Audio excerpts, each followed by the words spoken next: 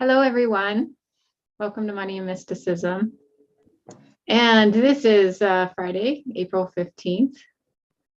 And we have beautiful Deva Vidya, my very good friend who lives in Sedona, Arizona. Magical land, magical, mystical land.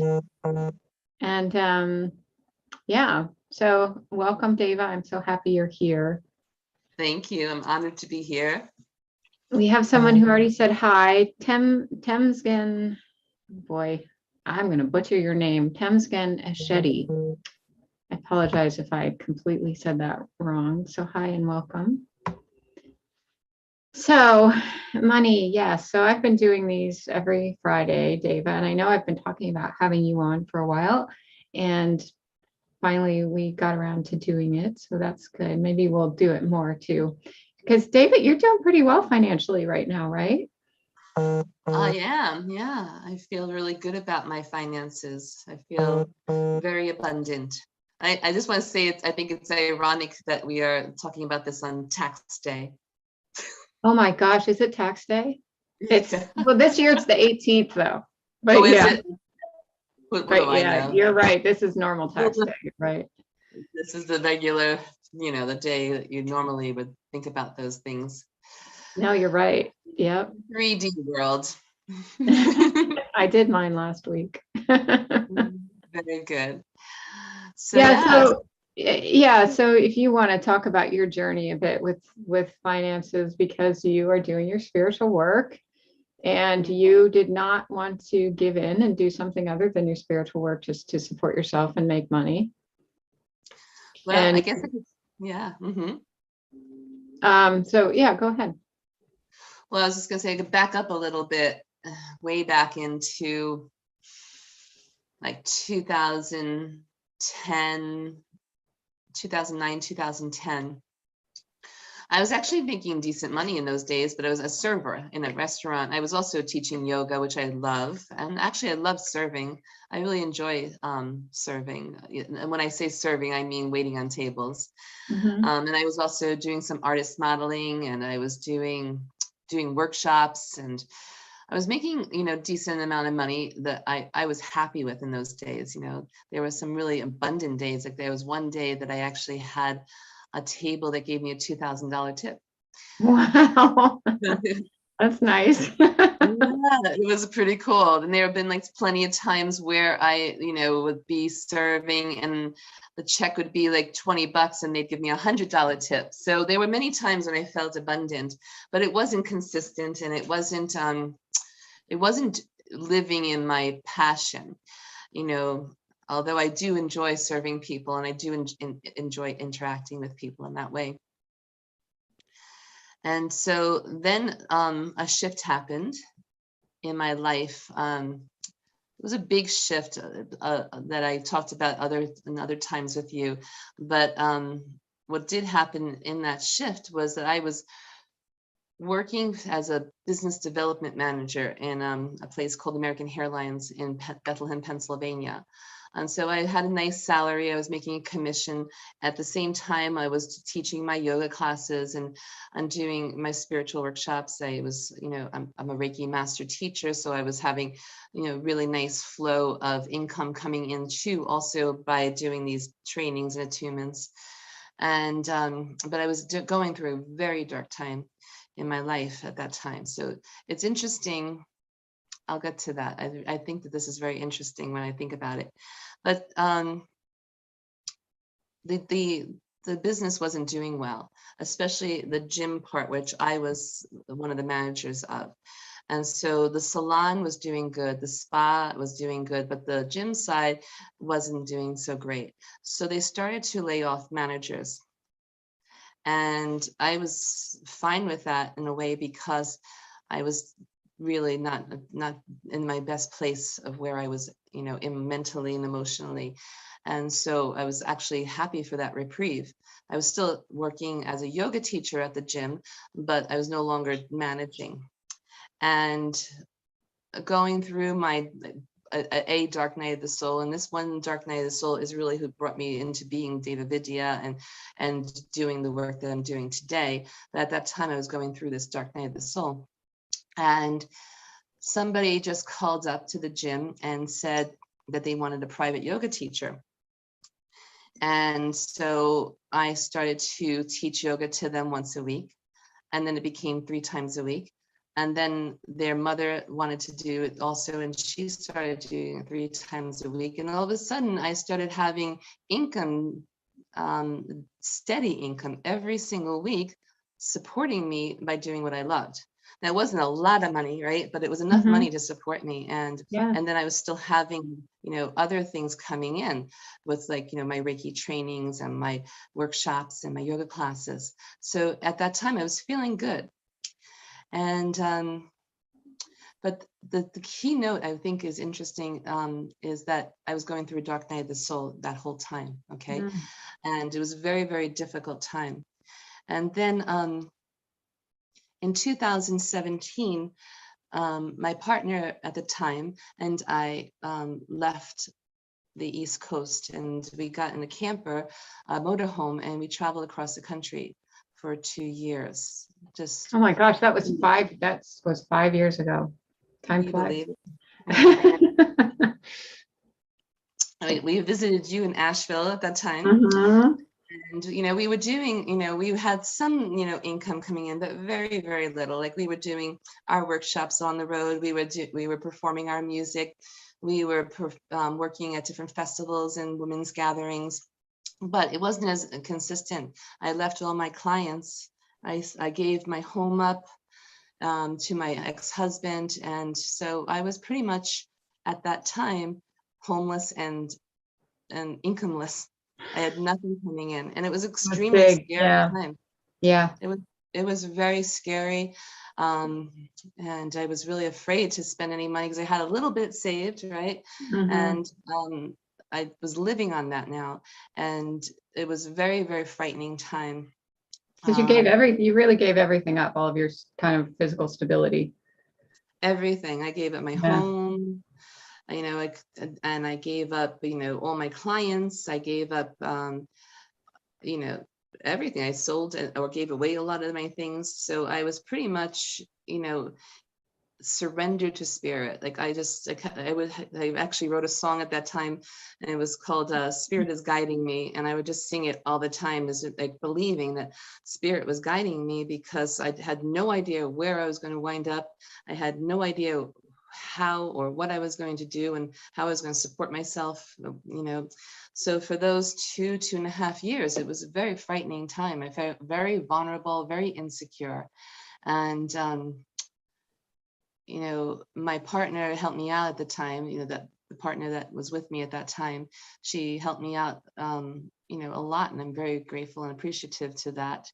But still, it was very frightening because I didn't want to have to rely on or depend on anyone else to be supporting myself. Especially because you had been so independent. Right. And I've always been independent. I've never relied on anyone. And so to be in that vulnerable position, it was very, very frightening, and I felt very insecure. But I just kept trusting the universe that I was on this journey, and that this journey was going to take me somewhere where, I was going to be provided for in every way. And so, in that time, we did a couple of retreats, which, made a few $1,000s here and a few $1,000s there. And so it was enough for me to get by in the thing as I was doing, but I did not feel abundant at all. And then finally, we had come to Sedona. We asked Spirit, because we had an intuition that something was going to happen in 2020 that was going to be very profound, very challenging for the entire world. And so we asked Spirit where we should land, and Spirit was very clear that we should land in Sedona. And so at that time, we were like, okay, well, we'll give Sedona 6 months, and we'll see if Sedona supports us. And we opened ourselves up, and Sedona started to bring in the work that was bringing us in financial abundance, slowly trickling in and getting more and more abundant. And finally, that relationship ended and brought me into another dark night of the soul. And from that, my finances just kept growing and growing. Yeah, so And you I never was suffered receiving all financially, right? Sorry.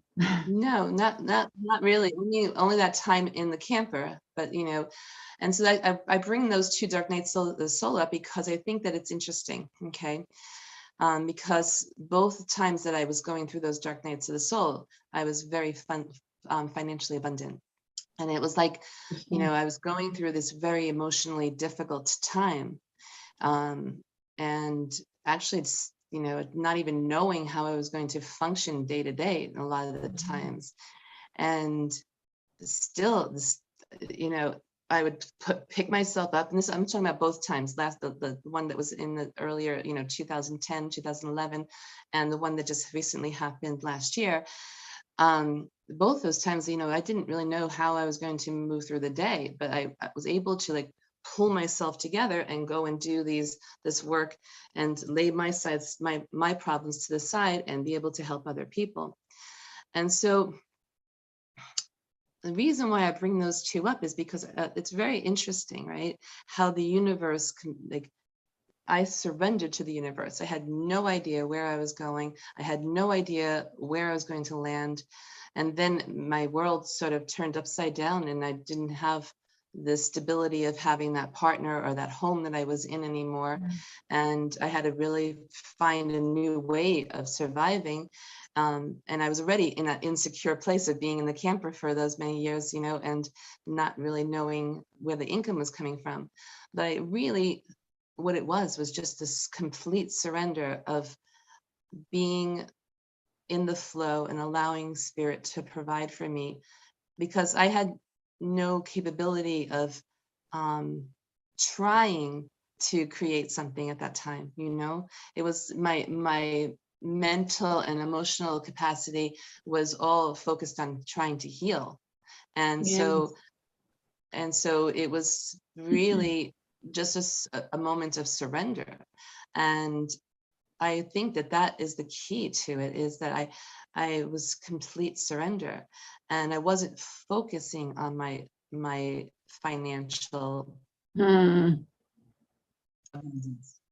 I just trusted. I'm like, okay, spirit, you got me. And I just was sort of like dove in. I took on an apartment all by myself, not knowing if I could handle the financial responsibilities of living on my own. But I was like, I'm just going to trust and let this, unfold. And it's been a magical, magical ride. Yeah. So you don't feel that you did any specific work towards the abundance itself. It was letting it go. It was letting the thought of it go. Well, I mean, every night, I pray for specific things. I pray for excellent health and well-being, financial prosperity and wealth. I pray for freedom and sovereignty, and for sacred connections and beautiful, loving community. And I pray for the new earth. So I do bring my intentions and my prayers to my higher self and to spirit, to the universe, always, and I pray every day. I'm out in the land with my people doing shamanic journeys, and I pray with them. So I'm constant prayer and constant communication with spirit. So I don't think it's like a specific ritual that I do. It's just a state of me continual communication with spirit. Does that make sense? It does. No, it does. And that's a flow. It's a continual flow and a relationship. It's a relationship of trust, and that's a big deal, especially after several people who my trust was not validated, let's say. So so going through that, it's been like really hard to like go back to trusting myself and trusting spirit. And so it's been a really big lesson as I move through this life of like learning how to fully trust the universe and fully trust myself. And I see that, as I give myself to spirit, because I was in a place where I really didn't have the capability to like, if I had to like work a full-time job or go Yeah. out and like, create things, it wasn't going to happen. And it was really about allowing spirit to, or the universe, God, whatever you want to call it, the divine force. It was about allowing spirit to truly take me and hold me and to bring me everything I need. And more than I could ever imagine. I make more money now than I've ever done in my life.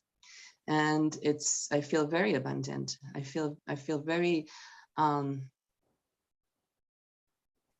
cared for and provided for and nurtured by the universe. And I know that, I will always be that way, that I've never been in a place where I was lacking. Even on the road, I still had financial support. I had finances that I had saved, throughout the time when I was abundant in the East Coast. And then I did have, my partner at the time, she helped me a lot, with different things like buying food and stuff like that.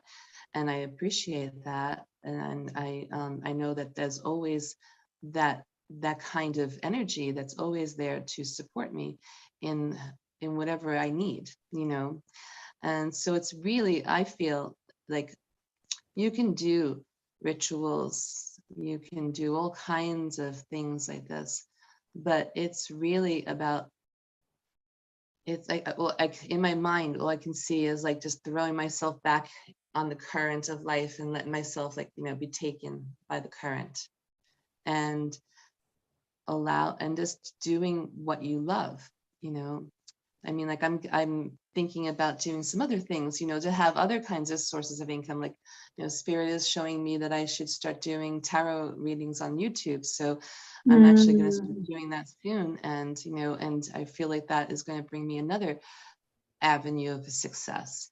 And Do you have a name for your channel? What it's going to be? I don't know. Right now, my channel, well, my channel on YouTube right now is Way of the Sacred. It might be on there. It may be, maybe if not, then I can always link it. I don't know, something about like, I hear like divine illumination or something to that effect, but I'm not sure. What do you think of that name? Oh, I like it a lot. I like it a lot. I would go to that one. Okay, Divine Illumination Tarot. So is that what you're going to use? I'm putting Way of the Sacred in the chat. Do you want me to put that too? Beautiful, thank you. Yeah. So, but I know that, I feel like that is the key. I think that, because I wasn't so constantly focused on creating financial abundance just came. Sort of like Abraham Hicks says, right? Like you put your intention into the vortex, right? And it's now in the vortex. And so you have that escrow. What does she call it? Like the oh yeah, something escrow. And but she says now forget about it and don't focus on it.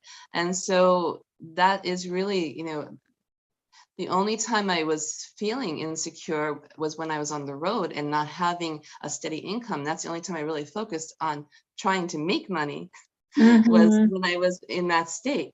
But once I got my feet solid on the ground again and started to just feel like, okay, I'm okay. The universe has got my back. I had to focus on other things like healing myself and focusing on, creating new relationships and creating a new life in Sedona.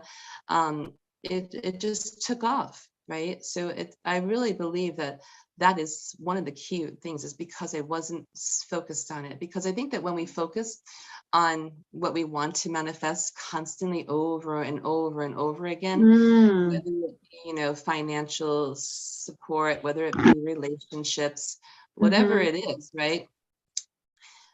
It's telling the universe that we don't trust the universe. And it's also showing that we're constant state of lack, because we wouldn't be focused on what we don't have if we were confident that that was coming into our lives. And so it was really just like that for me.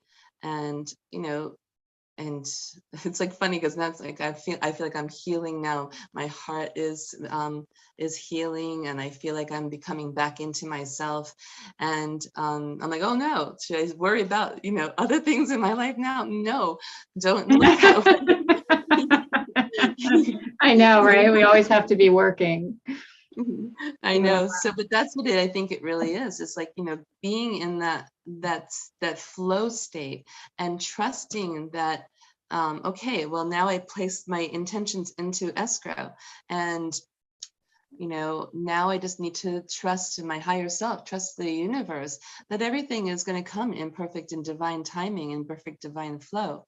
Like for me, for instance, now I'm manifesting a new relationship, and I have several ideas of like how that can look.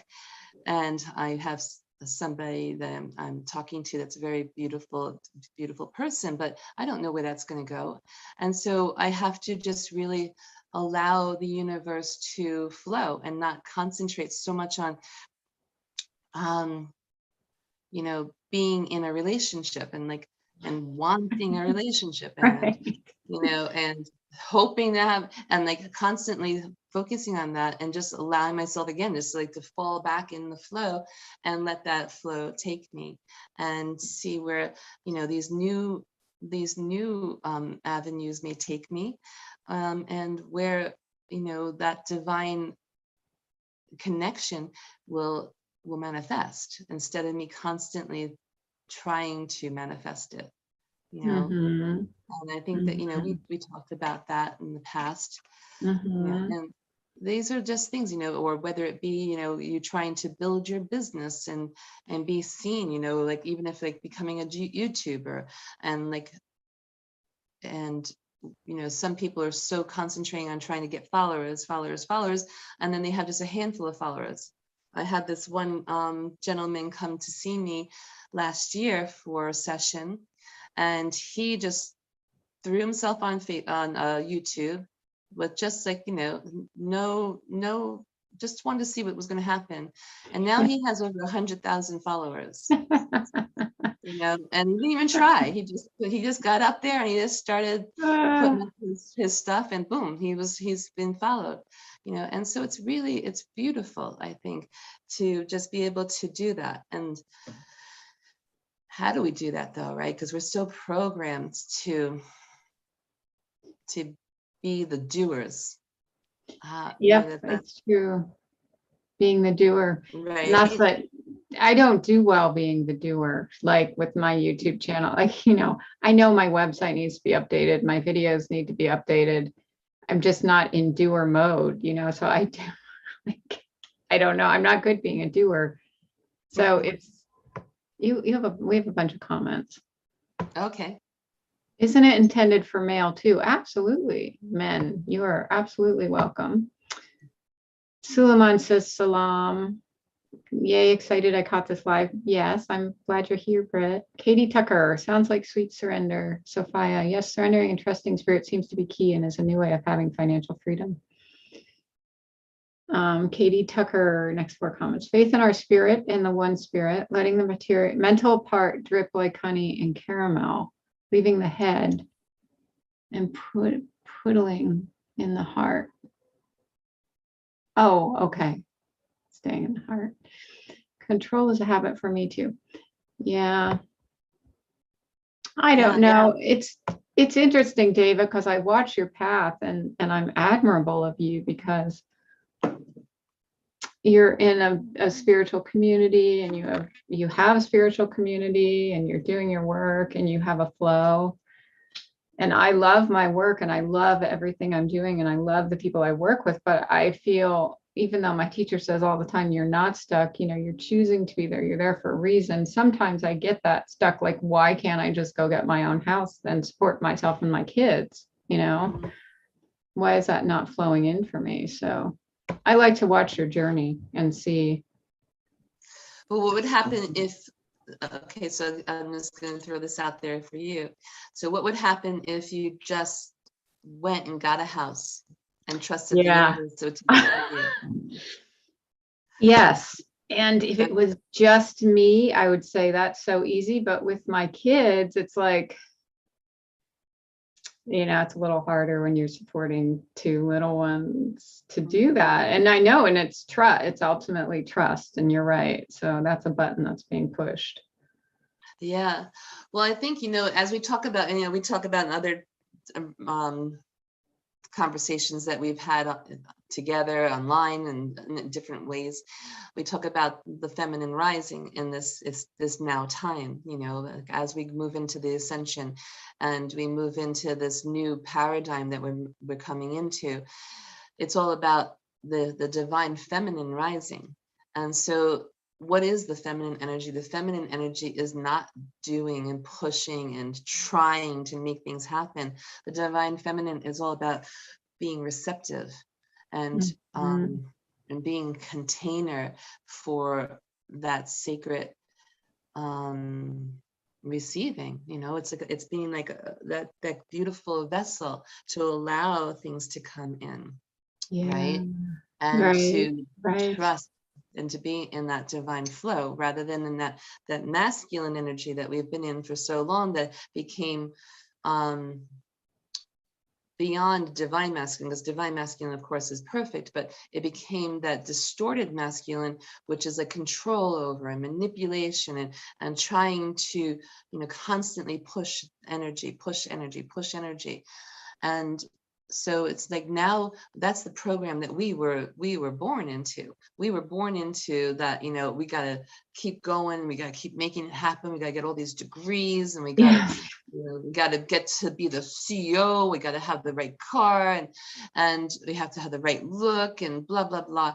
What if we just were to just surrender and be completely ourselves and be like, okay, I'm going, because a lot of times I give my services away for free to many of the people in the Sedona community, because I do feel like, I am so financially abundant with the people who come to visit here that the community is my family. They have truly become my family. I have so many deep, close and sacred connections here with these people here. And I couldn't even think about charging them.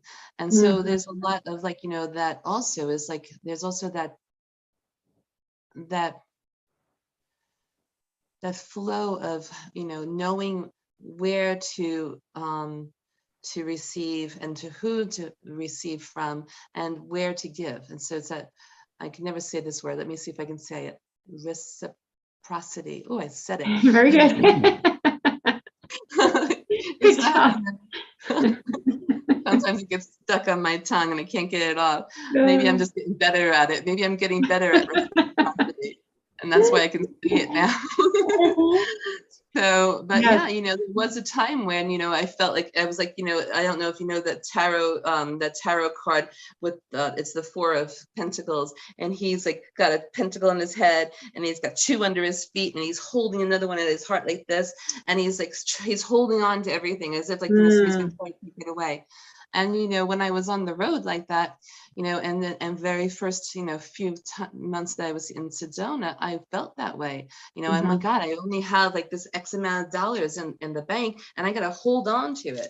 And so as I did that, I was, that energy actually, it actually closes down the possibility for new things to open, right? Because when we have our hands closed, we can't receive anything else, right? So if we're holding on to everything that we have, how are we going to get anything else to enter our hands unless we open them up? And yeah, maybe some things are going to fly away, right? But then we still have that open hand to receive whatever wants to come in. Does that make sense?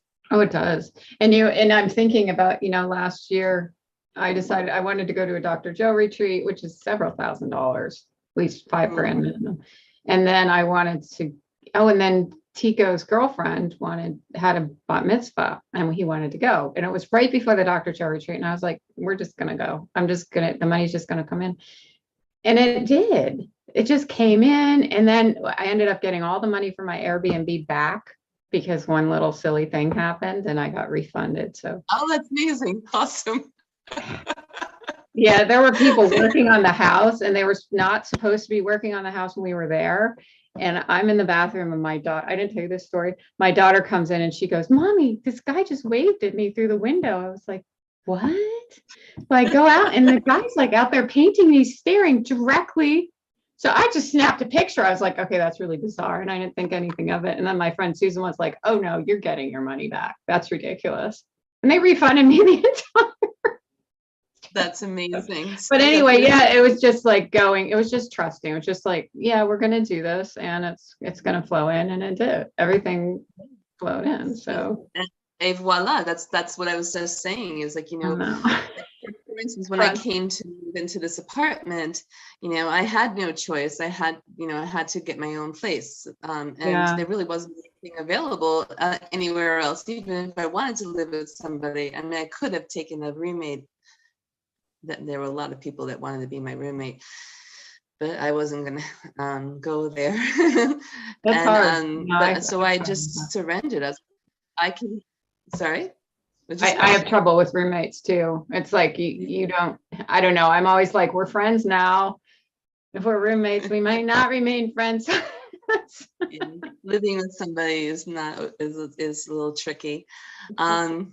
But what my point is that, you know, I could have taken on a roommate and paid half of the money that I was paying, but I was like, no, I'm going to trust and I'm going to surrender. And, you know, what feels really, really good. And I also feel like this is part of like the inner child healing, and part of like being self-love, is that it also taught me how to be completely self-reliant.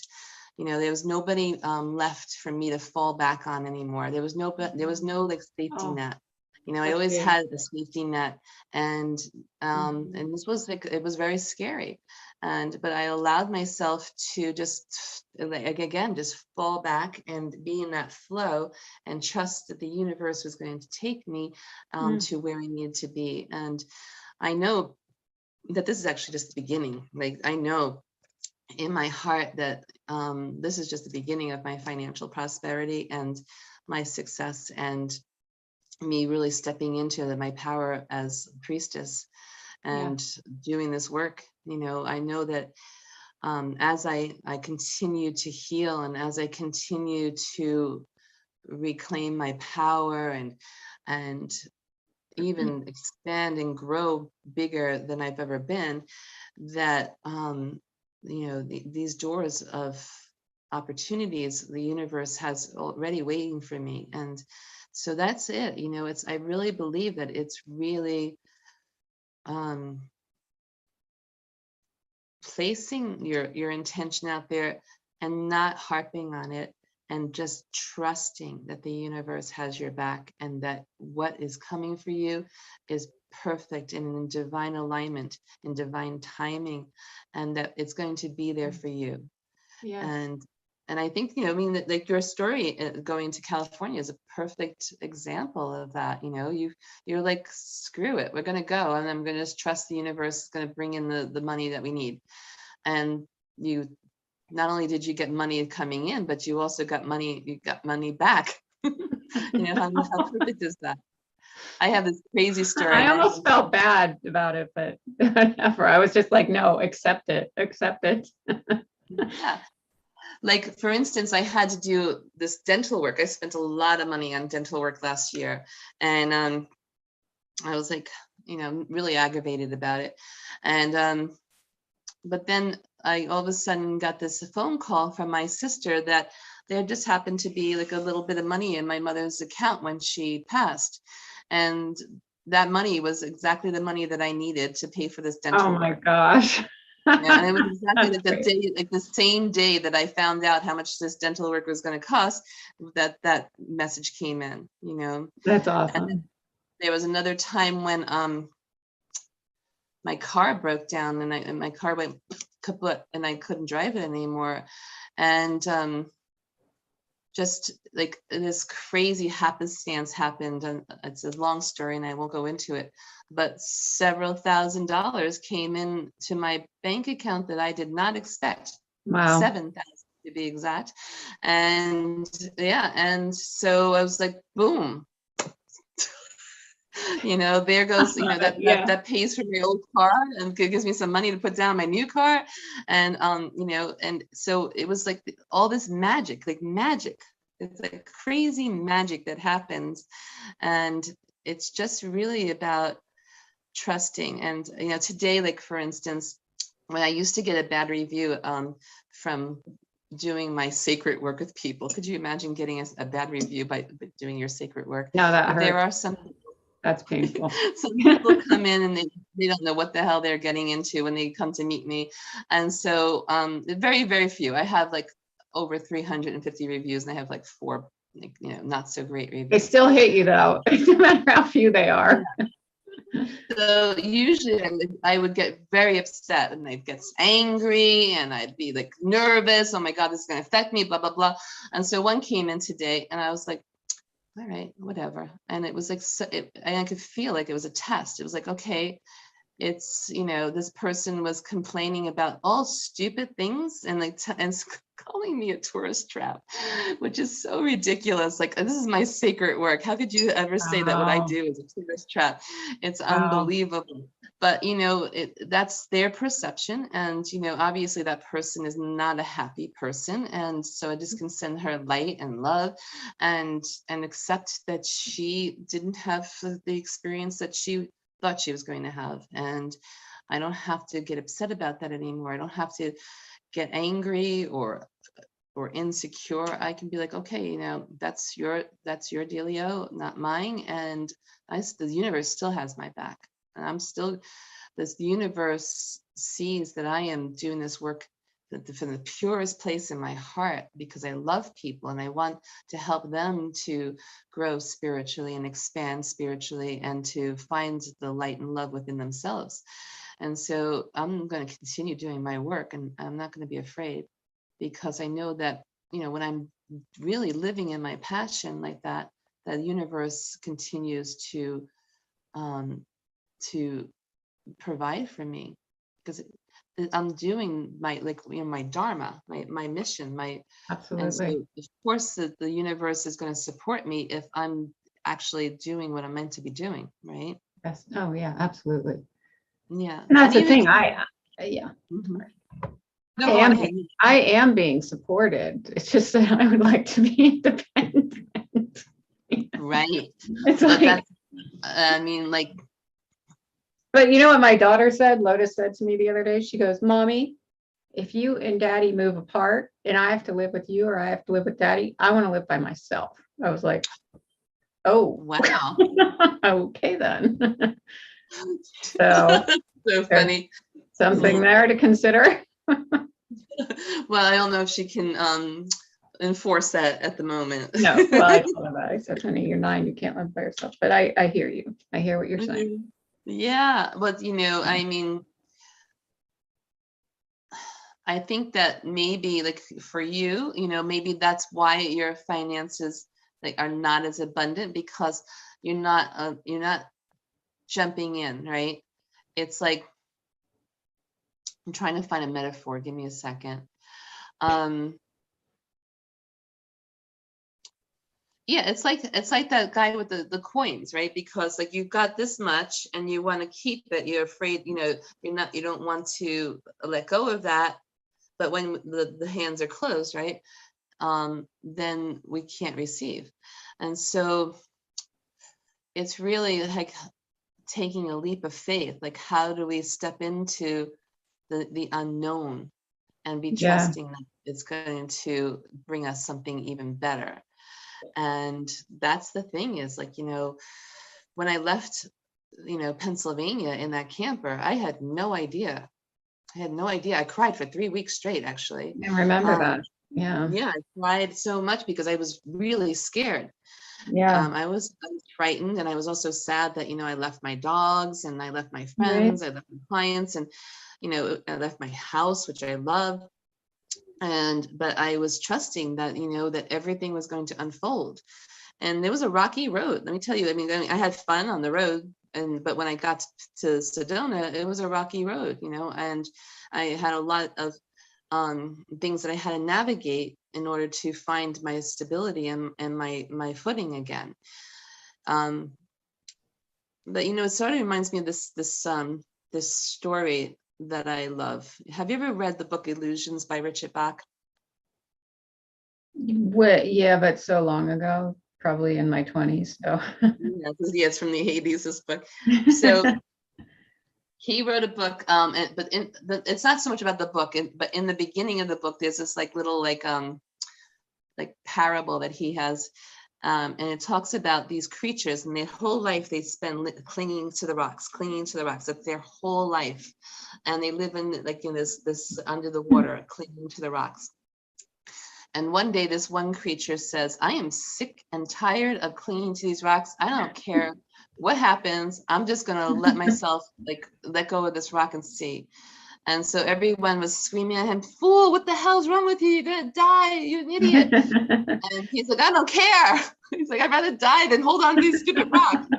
And so he lets go of the rock, right? And all of a sudden he starts getting like banged up. He's like, boom against this rock, boom against this rock. And he's like, starts like, and there everybody's yelling at him, "See, you stupid jerk." And then all of a sudden the current starts to lift him up above the rocks. And he starts to fly in this current, and he leaves the people, those creatures that were in his original home, and he starts to fly by other creatures that are now in his path, but they don't know him, right? And they see him and they're like, "Oh my God, look, a creature who flies. He must be a Messiah. He must be, blah, blah, blah." And he's like, "No, you can do it too. Just let go. You can do it too." And then he passed by them, and then they would like create all these stories about him, about this like amazing creature who flew. And it's like sort of like that, like it took a lot of courage for me to leave Pennsylvania. I mean, I owned my home. I had, friends that I knew for many, many, many years. I had clients for 7 years that were going to continue to be my clients. I had my family there, so I had a lot that I left, when I left Pennsylvania. And Yes. it was a big leap into the unknown. And I had no idea, like all I saw was an open road, and I didn't know where that road was going to lead me. I had no idea that I was going to land in Sedona. If you would have asked me, "Oh, are you going to live in Sedona, 3 years from now?" I would have been like, "No way, Sedona, that's not for me," and I would have been like, "Maybe I'll wind up in California. Maybe I'll wind up here, there." But I never thought Sedona. And when my partner at the time heard that message that we were meant to be in Sedona, I was resistant actually. And but I trusted her intuition, and I trusted spirit, that spirit was guiding us to the right place. And so when we got here, Sedona, I became very, very aware that we were here for a very specific reason.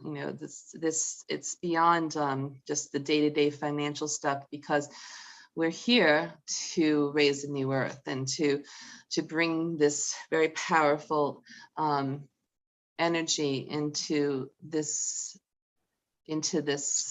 vortex, because Sedona radiates from here and brings it out to the rest of the world. And we are the model for the new earth. And so all the work that we're doing for ourselves to heal ourselves in this community is really helping to heal the entire collective consciousness. And so that is also why I believe that, spirit, the universe support me financially, because I'm listening, I'm hearing the call. I've heard the call, and even though it wasn't what my ego would have preferred, because my ego prefers to like live, by the beach and like, be sitting on the beach, swimming, and It's pretty dry in Sedona. Yeah. Mm-hmm. But now I love it here because I love her. She's my goddess. Sedona's my goddess, and she does support me in every way. And not just with financial prosperity, but with community prosperity. Like that was always my deepest heart desire is to have a spiritual community that was family, that we came together and we did the sacred work together, and that we supported and cared and loved for each other. And so I have that, this is amazing. So, it was really trusting a lot, and not allowing my ego to get in the way, and my ego can be like, wanting something that's beyond my calling, and listening to that calling rather than listening to the ego, and listening to the fear also, and like allowing that fear to fall to the wayside and keep moving forward. Does that make Yes. sense? No, it makes absolute sense. And no, I'm drawing a lot from what you're saying. And I'm in an interesting, me personally with that, it's interesting having the ex-husband and the kids and the father of the kids, because then it's like, well, I can't take them across country unless he decides to go. And I don't know, like I told Deva before this, I just started watching this crappy childhood fairy channel, which she talks a lot about childhood trauma and how it affects your relationships, but it also affects your finances and, job, all that kind of stuff. And so I think there's a new thing for me to explore and heal with all of that. Also, though, related to allowing myself to be an independent mom who can support my kids. I think there's something in all of that. Like, I was like, I'm done healing my childhood trauma. But I don't know, something about one of her videos attracted me, and I'm like, well, maybe there's some more stuff I need to go in and look at with the childhood trauma stuff. I don't know. Well, I think that that each one of us has childhood trauma. My ex-partner used to say that everybody's trauma is a 10. And I really believe that, it could be the most horrific childhood, or it could be something that, that to other people would seem very, very mild, but to them it was trauma, and we all have something that's driving us deep underneath to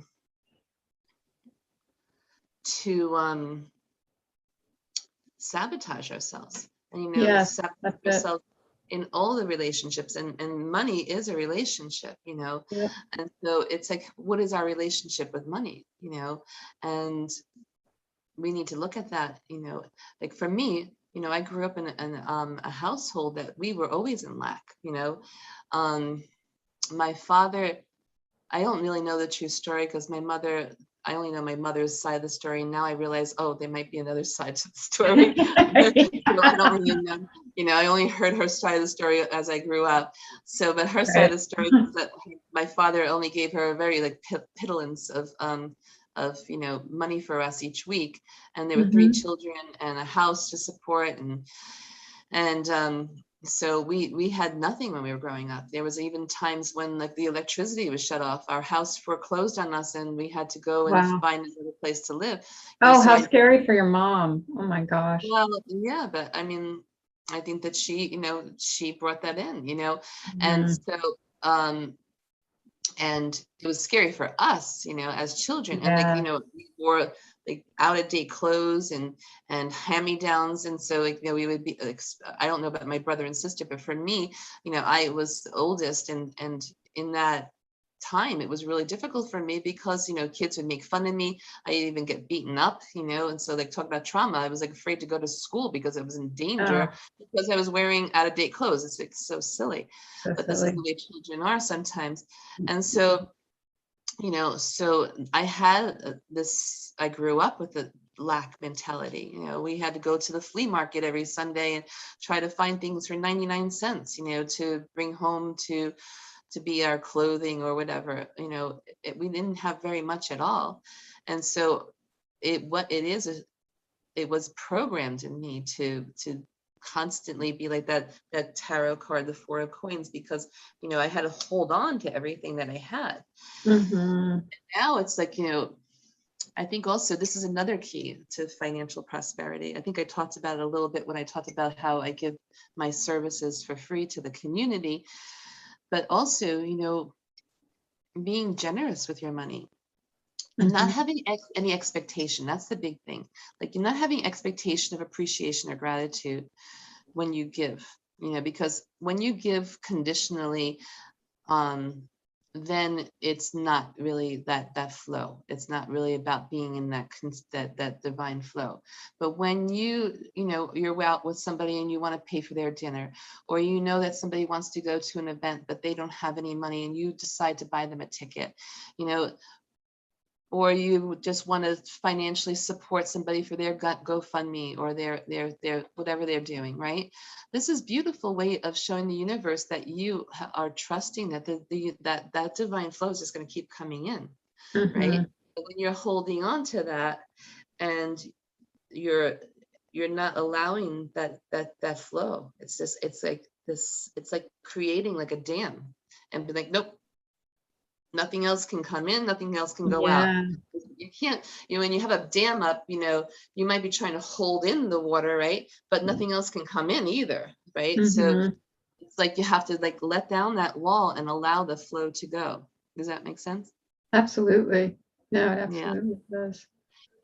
And not having a condition on it too. Like, like I've seen people, give and then later on resent that they weren't, you know, that it Yeah. wasn't received in the way that they thought that that person should receive it, because who are we to say what's going on with that person and why they are receiving what they're how they're receiving it.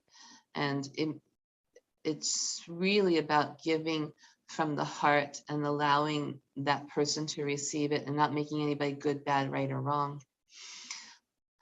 There's so much to talk about. No, it's huge. That is a huge topic. And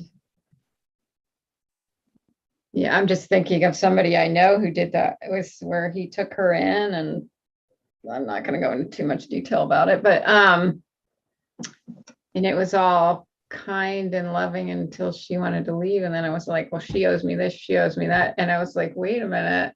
I thought it was just love and generosity until it breaks Yeah, up. exactly. And that's the thing, that's another level of us coming into our spiritual maturity. And for us in our ascension period is,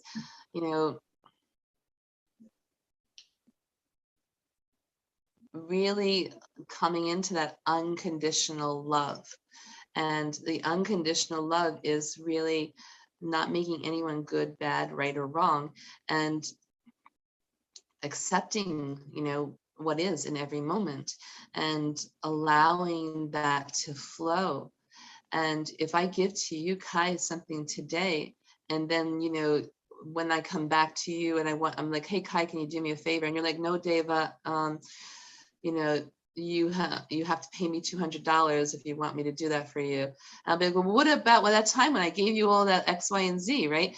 That's not, no, it's not, that's not the way we operate in that unconditional love and in this divine flow.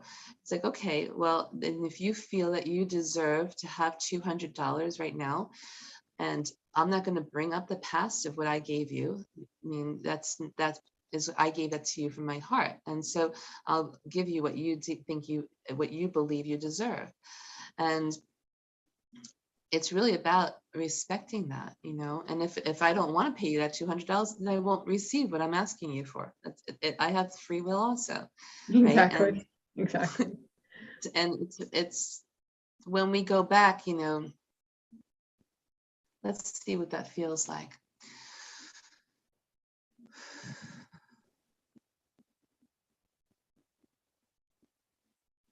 Well, it's just shutting down the energy again. If we give something to someone and then we don't feel like they reciprocated or they are grateful or appreciative, then we get angry at them or we get resentful for the fact that we gave that to that person, then we're shutting the energy down again.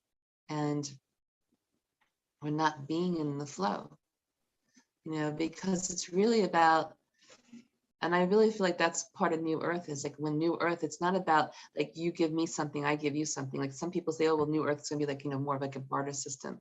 But I don't see that. I feel like New Earth is like, you have something that I need and you see that I have that need. And so you just give me that because you love me. And then I might go down the road and see somebody that has a need and I have something that they need and I'll give it to them because I love them. And it's not, oh, you gave me something, now I have to give you something back, right?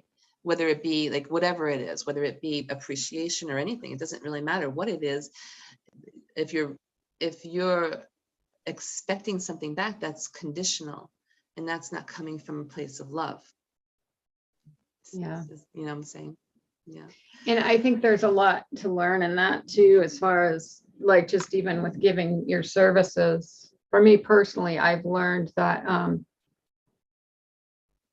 you start to discern who really wants the services, because if they really want the services, there's a pure gratitude and maybe reciprocal, whatever. But there are times when, I've learned to discern if people are asking for it, but I don't think that they really want it, then I won't do it. Or I don't know. Or if I offer it, but they don't really want it, things like that. I've learned to discern not to just give when it's not necessarily appropriate. No, you can't give something to somebody that doesn't value what you have, because then it's just a waste of time, because you can be like, Jesus, and, and come and offer healing, and they're not going to receive the healing because they don't value it. They don't believe it. And so it was not valuing something is not believing in its power, really, right? Not appreciating, because when we appreciate something, then that allows it to expand and grow, just like when we appreciate stocks or real estate appreciates. So when we bring this attention to it, when we allow that to create what we need to create. So if I'm coming to you and I'm giving you a healing session and you value that and you appreciate it, then it's going to bring the healing for you. But if I try to force something on you, or you take it like, all right, whatever, it couldn't hurt, then that's like, then it's not going to do anything for you, because guess what? You have no value in it. And so it's going to just not have any kind of, I'm not finding the correct words. I'm usually very articulate, but today I'm not very articulate. I don't know why. But it's just not allowing that opening. Yeah, it's not allowing that opening, that gateway of when we value something to come through. No, it's true. It's true, because I found that I get a lot of requests. Can you open my third eye? Can you do this? Can you do that? And I used to feel like responsible to respond to them all.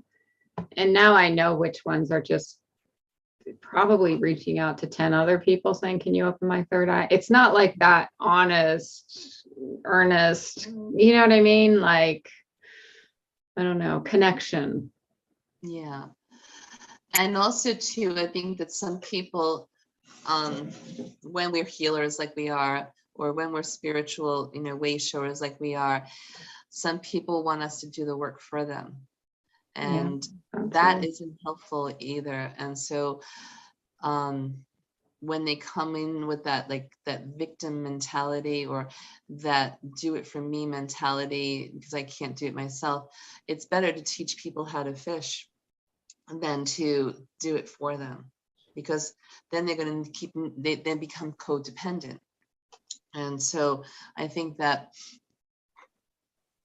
offering our services to somebody who is going through a difficult time and needs our support, because there's somebody who's right now doesn't have the capacity to help themselves, but can in the future, that's different than somebody who is just seeking to be like almost like a leech, right? And just like suck out like what you have. Like, yeah, that's what it is. It's like more like a leech. It's like somebody that's like coming in and trying to suck out. Like there are people who ask me for money, right? And I'm not gonna give them money because I know that those people, they are the kind of people who will constantly be a leech, and they never try to create for themselves. They just keep feeding off for other people, and that is not abundance with giving to those kind of people either, you know, whether it be money or sessions, or even just allowing, you know, them to talk sometimes and like listening to them, having conversation with them, because they are just like suckers. They're like vampires that just want to keep taking and taking and taking. And to actually help those people is actually to say, no, I'm not going to give you anything. You need to, you know, start to find your own power to find that own flow, because taking from people is actually not going to bring you that financial abundance either, right? Yeah, it's a tough one. It is, but it's true. And I think that discernment has helped me, you know, after being on YouTube, because before that I was just working with people locally and just, you know, like people, whatever I know. And then going onto YouTube, suddenly you're exposed to a lot more people and a lot more energy. So I've had to learn a lot of discernment, but it's been really healthy for me. I think going back to those childhood wounds of not knowing where your boundaries are and what relationships are healthy, it's helped me a lot to make those kind of discernments. So yeah. And even for ourselves to see like where, you know, I mean, I've seen in my past, you know, like how I've allowed myself to be in a place of just taking and not reciprocating, or not valuing, or not appreciating, and how that, you know, created a shutdown of energy. It really does. And so this is all part of creating financial prosperity, because if we feel like we need to take from others, then we're telling the universe that we don't need that divine flow coming in, right? yeah. And you know, so this is all really about the conversation with the universe, and how do we tell the universe that we are open to receiving the abundance. So receiving the abundance of whatever we want, right? Is it perfect health, abundance of good health, abundance of money, abundance of friendships, abundance of, you know, joy. What is it that we want? And whatever we want, we need to open up to that, and to create, like I'm seeing, like, you know, opening up a door and allowing that to come in.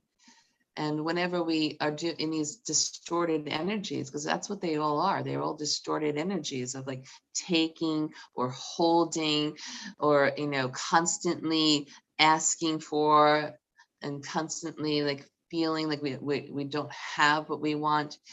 These are all distorted energies. And so we're constantly creating a block to what we want. Does that make sense? Oh, no, it absolutely does. Yeah. And something like, you know, for me, like, you know, I have things in my life that I'm manifesting, and I see where I create my own blocks. And so that's what I think that we need to do, is to go into that place and just really look at where is the distorted energy in our life. And, you know, there's many ways that distorted energy can show up. So, you know, feeling in a place of lack. You know, I have a friend who is constantly trying to manifest abundance, but talks a lot about how she doesn't have abundance. So it's like, you know, so you can't do all the work, you know, do the Joe Dispenza meditation, do the Abraham meditation, and then go out and have a conversation about how you don't have enough money to do X, Y, and Z, right?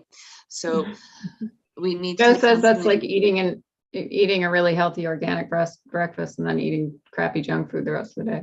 I've done that. Not recently, but I have many times. Yeah, and so we need to, for me, it's like, I have to remember to tell the story that I want to manifest. Not Oh, you just muted yourself, honey. You just muted.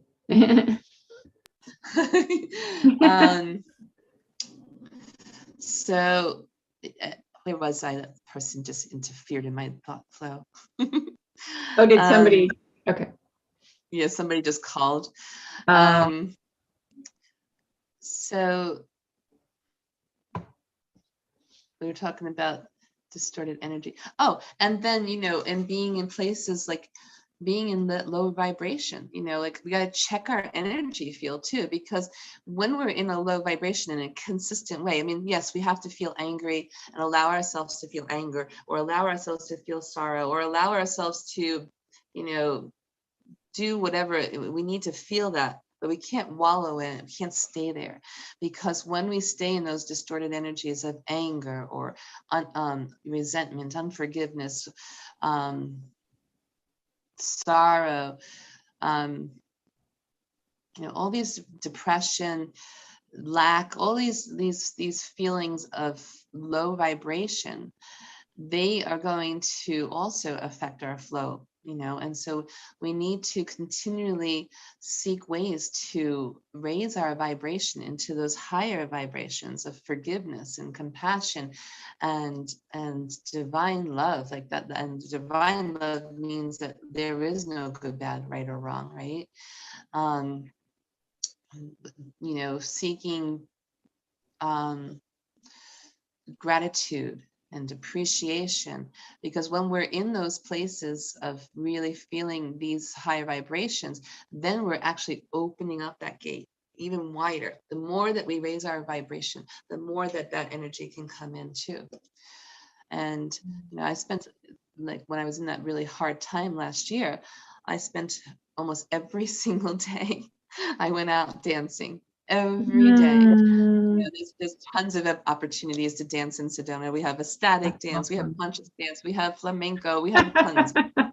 And so I would go out every day, because I was like, I know I have to raise my vibration. And that could also be, even though I was in a very, very a deep sorrow, and I went out, I was like, no, I can't stay in this vibration. I have to go out. And every day I'd go out and be with the community, and I'd dance my butt off for hours. And, I would shift my energy, and I would just find ways also being in gratitude and appreciation, like, so grateful for these amazing beings in my life that are so filled with love, so grateful for opportunities to dance, so grateful for the red rocks that surround me, so grateful for the financial prosperity that comes in, grateful for my health. What else can I really look at in my life, and then continually raise my vibration and being in appreciation and gratitude, and and forgiving, going into that energy of, okay, the things that I feel bad about, how can I, transmute those energies to a higher vibration of compassion, of love, and of forgiveness. And so this is a constant work of art, that we do every day. And, we have to allow ourselves to feel those emotions, but we can't sit in them. Absolutely.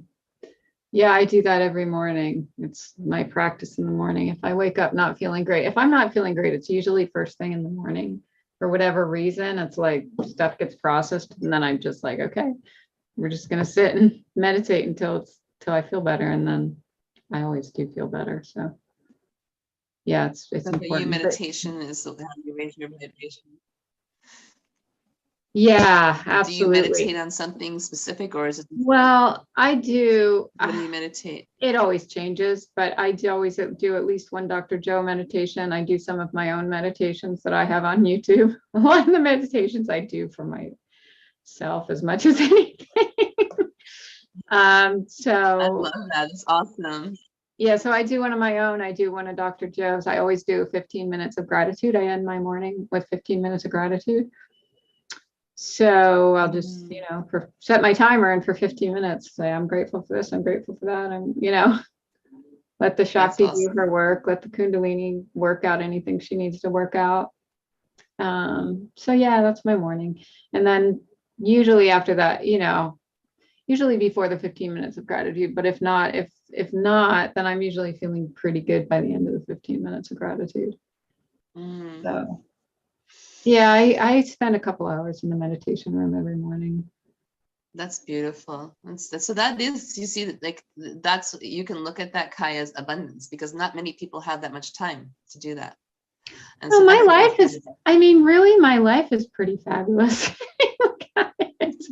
I have two great kids that are unschooled and they're both highly creative. I'm now doing my, what? And intelligent. And intelligent, and they're easy. They're easy kids. They're just not, they're not a problem. And I'm doing my own music again, and I get to work with people. And I mean, working with people spiritually is my highest, they're my highest moments. I mean, I have some people that I work with regularly for a couple years, and I don't know now, like, it's just that for me is fabulous. And then doing my online Kundalini program, I don't know, it's all just so good. It's all so good. Yeah, right. So it's just that little glitch. And so then I'm like, well, maybe there are just more things. And that's why I'm going back into, because relationship is another issue for me, can't seem to like bring in that perfect relationship. So I'm going back to the childhood stuff. I'm like, maybe there's still stuff there that I haven't quite resolved or something. I don't know. I'm always working, I'm always working on myself. Like you said, I'll never stop. Yeah. Well, I mean, that's noble. That's very noble. And, I really thank you for doing that work, because I think that's what we're being all called to do right now. There's a lot of, as we come in, we just entered into the photon belt, right? Do you know about that? No. So, yeah, so we just entered into the photon belt recently. And so the photon belt is light. And so we have so much light coming in onto this planet. And, what does light do? Light brings up the darkness, right? It's like if we had a glass of water and there was dirt at the bottom, and we start pouring in clean water, it's the dirt starts coming up, right? Yes. And yes. yeah, so right now we have so much light coming in to the planet, and it's making all of that shadow stuff that we have been suppressing for our entire life coming up, and it's coming up so that we can see it and heal it and transmute it to light. And so that reminds me of a conversation we had last night. Everybody doing the light work, no matter what position they are in, has to admit that they still have stuff to clear, because if they're the human body, they still have stuff to clear. Exactly. If we were beings, if we were fully in our light body, we would be radiating and walking around like etheric beings. But this is where we're going, because the thing is that ascension, we can't ascend with this heavy dark stuff, and that's why it's coming. This is why we are experiencing these shadows more prevalent than ever before. It was easier to shove them down before and like keep pushing them down, and maybe they'll come up as an anxiety attack or something every once in a while. But now it's like, no, we can't shove it down anymore. It's going to keep coming right in your face until you look at what your shadow is and you face it. And and because the thing is that is it the same person?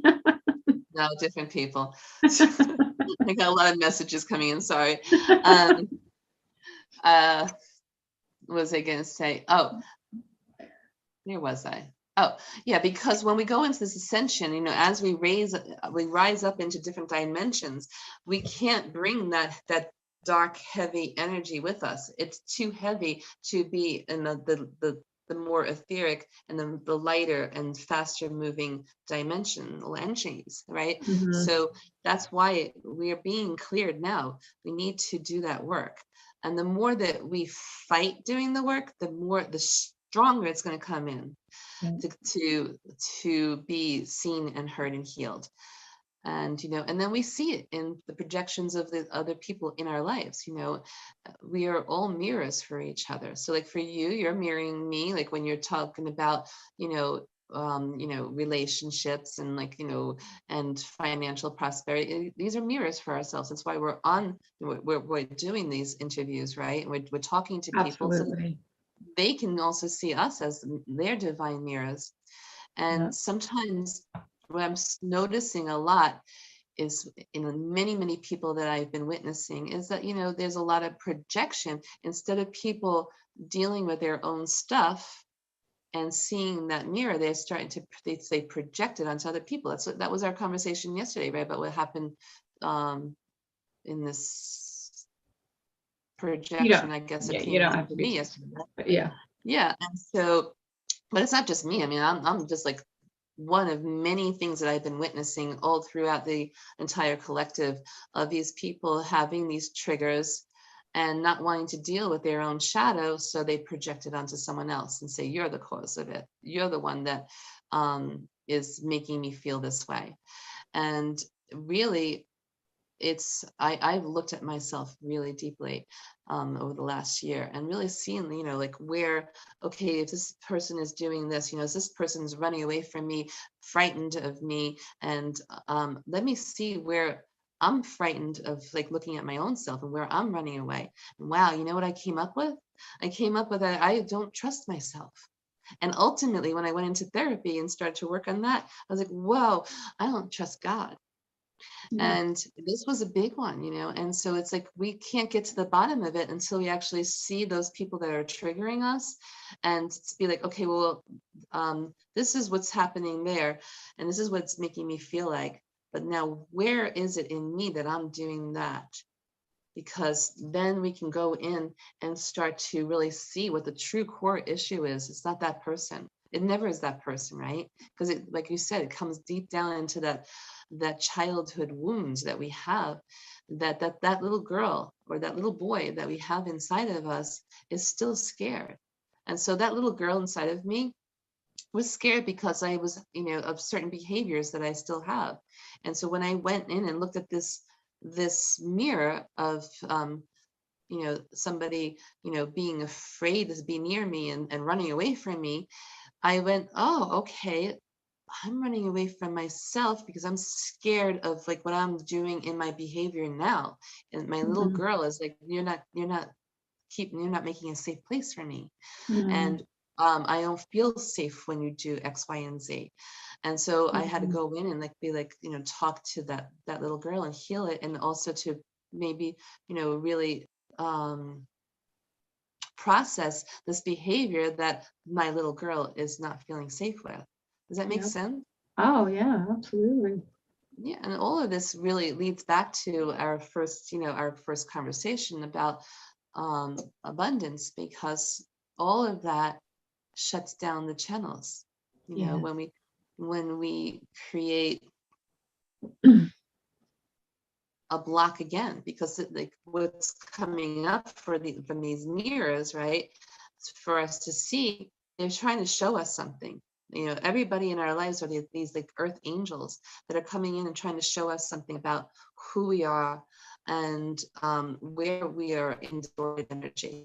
So when we see the distorted energy between you and another person, that's an opportunity to look at this, and we can go in and heal that distorted energy and transmute it to healthy energy, or we can keep projecting it onto another person, and then that blocks blocks our abundance, it blocks our joy, it blocks our flow.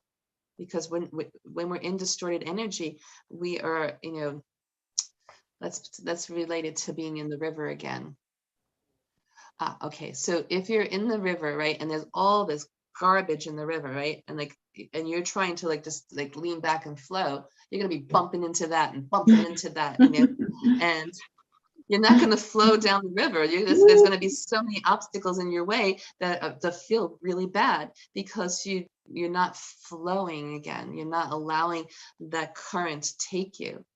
But when we go in, like I did for that one example I just gave you, right? I went in and I saw, okay, this is where this is actually coming from. And it's really mirroring this part of me. And then I can go in and I can heal this little girl that's inside of me, that's scared, that doesn't feel safe. And then I can also talk to God and be like, hey, God, I don't trust you no more because like X, Y, and Z happened. And I don't know if I can trust you anymore. And, and me and God can have a conversation about, that. And I can restore my trust with God and the universe again. And then I can lay back and all that garbage is gone and I can flow back again and just let the current take me. Yeah. Yeah. No, it's beautiful. Yes. Yeah. So much I could comment on that, but I know our time's almost up. Oh, wow. We've been on for an hour and 20 minutes. It's not about money. I was just reflecting on this thing with a teacher who presents themselves as like a light being, but puts themselves in such a position that then they're disrupting their own healing because then they can't ever have anything wrong, which is, so many teachers and gurus are coming out lately with all of this bad stuff. And that's why, because they had to be perfect. And then when the shit comes out of what they really did and what they really weren't dealing with, it's ugly. But on the other side of that, then there are the people that have the wounds that are attracted to that get even more hurt by that influence. I don't know. It's a whole other topic, but yeah. Well, that's the thing is like, if you're a real teacher, then you allow your students, you allow your followers to see your vulnerability, and because then those followers, those students, whoever they are that you are talking to, they can see how from that vulnerable place, how you are able to, rise up again. Right. And, I have let my community here see me on my knees, and they see me rising. And they know like they can see like my my truth. Like I'm not just preaching some BS, I'm living it. And you can see like how I went from like being down on, in the worst place and rising up into my power and healing myself. And that's, that is like the greatest teaching you could give anybody, because it's an example. It's not just like spewing some words. Anybody can spew words, right? I mean, I can read books and then just regurgitate them. But when you're living it and you're allowing people to see it in your own life, that's pretty amazing. Like you do it too. You talk about, your struggles. And I think that that's like a really powerful teacher, not just trying to make us look perfect all the time.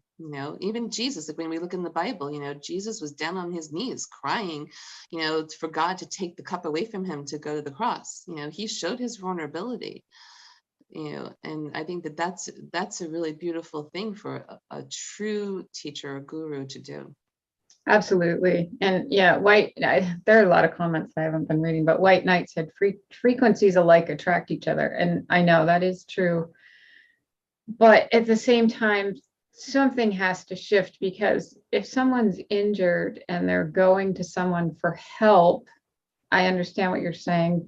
They're attracting like energies, but at the same time, we should be able to trust the ones who are in such a position to present themselves as being able to help us and not go in for more injury. There's also like there's like novice on the path. So like, I've seen many times like people coming across gurus or teachers, and they're so eager to learn, or they're so eager to heal, but they don't really know much about the path. And so they find somebody that shows up, and they show up very confident and very sure of themselves and very sure of their work. And so that draws people in. They're very charismatic beings. And so then these people that are more vulnerable because they're very new on the path, or they're very, wounded, and they're looking for somebody to help them. And so they get taken in by these people who are more, they're more in their ego than they really are connected to spirit. And I understand what he's saying is that, so like energies are attracting, but ideally it wouldn't be that. Ideally, it would be that the teachers really are in a pure space and a pure energy, so they really can help the people. I mean, I don't know. It's a confusing topic, but I've just seen so many people so much more damage that are already like have a lot of childhood abuse issues and stuff. So they go to one of these teachers and then they just come out completely damaged, like even more damaged. And I understand why they're attracted in the first place. I understand that the energies, but I don't like it. Let's just put it that way. I don't like it when I see it. It's painful. It is painful. And that's unfortunate because these people, they're wounded and vulnerable. So if like attracts like, then they're going to find a leader who is wounded and vulnerable, and they're both going to be like, playing off of their wounds. That could happen in relationships too, and we have to be careful with that. And I guess the question is how do we find the people who are resonating in a higher frequency when we're in that place? Because you don't even know. Right. Right. When you're in a very wounded place, how do you even know who is? Because you can't recognize it. You can only see what you can see. So it makes sense. Yeah, it's an interesting That is a whole other conversation, right? Yes.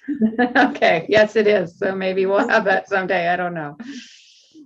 Well, thank you so much, Kai, for inviting me to the show. Wonderful. I know we went all over the place, but I feel like it all was related to what we were talking about with our money, because money is just energy ultimately, and everything is all related. So yes, and no, it's been very helpful for me too to talk to you, and so thank you. Now I want to get a card reading from you. Sure. I'm always here for you. You are one of my dear, dear, dear sisters and friends, and I love you so much, and you have been here for me, and I'll always be here for you. I love you so much. Thank you, honey. All right, so everybody, thank you. Wait, I want to see what else. White knight, that may be dependency. We have both energies inside of us. People are mirrors to us, positive and yes, yes, yes. It's still not helpful though to go to a guru that's damaged, just because I have seen it this year a lot, and I've had people coming to me who have been to very bad quote unquote gurus, and I see how damaged they are, and it's really painful to watch. But that being said, hopefully there's a solution somewhere in the the solution, let's before we go, I think that the solution is to have your own conversation and your own relationship with spirit and your higher self. Yes, absolutely. Because when you do that, there is no one to lead you astray. You're just continually having this conversation with spirit, having a conversation with your higher self, and that's going to lead you to the truth. You don't have to really give your power away to any other teachers. Unfortunately, though, the reason they're going to these teachers is because they don't trust, and I'm just talking from personal experience of people I've talked to recently, they don't trust their own communication with source. And so that's why they're going to the teacher, and then coming away from a bad teacher makes them even less trust their communication with source, because somehow they're combining that teacher with God energy, because that person is claiming to be that. So then they walk away not trusting God even more, and not, you know what I mean? Yeah, that's an important point. We maybe need to have a conversation about that someday, because like giving your power away to other people to have a relationship with God is not the path. It's and so it really, a true teacher gives you the tools to have your own conversation with God. Exactly. Yeah. Just throwing that out there for all of you, if you're looking for someone to do that, find somebody that actually gives you the tools to to have that conversation, the tools to heal yourself, and the tools to, create the abundance instead of somebody else doing it for you. I think we talked about that earlier. We can't have other people doing things for us. We have to learn to be self-reliant. And so when we're self-reliant, that's when all the gates open. Yeah, and teachers are there to lead us to that place. That's why teachers are here, to lead us back inward. Exactly. So, That's a true teacher. The true teacher is the one who teaches us how to do it for ourselves. all right, Deva, I love you. I love you. Let me know when you want that card reading. Okay, I will. I love you. Okay. Okay. Thank you, everybody who joined us, and we'll be back. Bye.